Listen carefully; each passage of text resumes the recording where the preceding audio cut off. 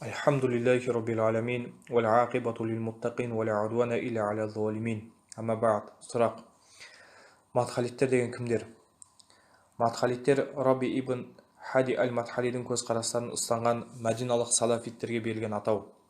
Мамандардың айтуы бойынша Раби аль-Мадхалидің ұстанымдары Ихванул Муслимин, яғни мұсылман бауырлар және Сайд Құтбтың көзқарасына реакция ретінде пайда болған. Кезінде оның өзі 20 жылға жуық осы мұсылман бауырлардың арасында жүрген. Ол Сайд Құтбтың әділетсіз басшыға қарсы шығу керек деген ұстанымына қарсы шыққан. Осылайша ол мұсылман бауырлар мен Сайд Құтбты әрдайым кінәлап, оған қатысты арнайы еңбектер де жазған. Олардың ұстанымдарынан бұл өте айқын байқалады. Өздеріне ұнамаған сүруриттерді көбіне ихван, құтбшылдар немесе харижиттер секілді жағымсыз атаулармен атап, өздерін ақыл көрсеткілері келеді. Олардың негізгі ұстанымдары қандай жағдайда да мемлекет басшысына бағыну. Әрине олар өздерін мадхалит деп атамайды және олай атауды дін дұшпандары әдейі ойлап тапқан дейді. Алайда олардың шейхтарының бәрі Раби аль-Мадхалидің көзқарастарын негіз етіп алады. Олардың ойынша тақлид жасау дұрыс емес, бірақ өздерінің ұстаздарына тақлид жасауды ерсі санамайды. Өздерін ғана нағыз салафи және ахли-сунна уал жамаға жолындамыз деп өзгелерді қаралауға күш салады.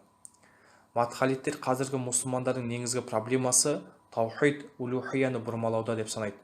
Сондықтан исламды барлық жаңалық, яғни бидғат атаулыдан тазарту керек деп санайды. Олар тек мазхаб ұстанушыларды ғана емес, өзге салафиттерді де қатаң сынға алады. Сондықтан да олар көбіне салафи тәкпіршілер арасында үлкен беделге ие. Ең жақсы көретін тақырыптары жаңағы жоғарыда айтқандағымыздай бидғат мәселесі.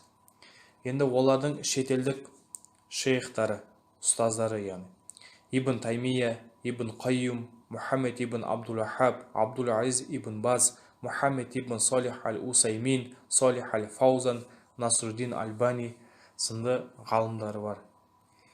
Ал орыс тілді ұстаздары Абу Мухаммед Ринат Зейнулин, Абу Салих Найл Зейнулин, Абу Мариям Назратулла, Абу Яхья Кримский және тағы да басқалар. Қазақстандық ұстаздары Тайыржан Ибрагимов, Октам Ділмұрат. Олар интернет ресурстарын өте тиімді пайдаланады. Көптеген сайттары белсенді жұмыс жасайды. Намаз оқымайтындарды ашық түрде кәпір демегенімен мұсылман ретінде де санамайды.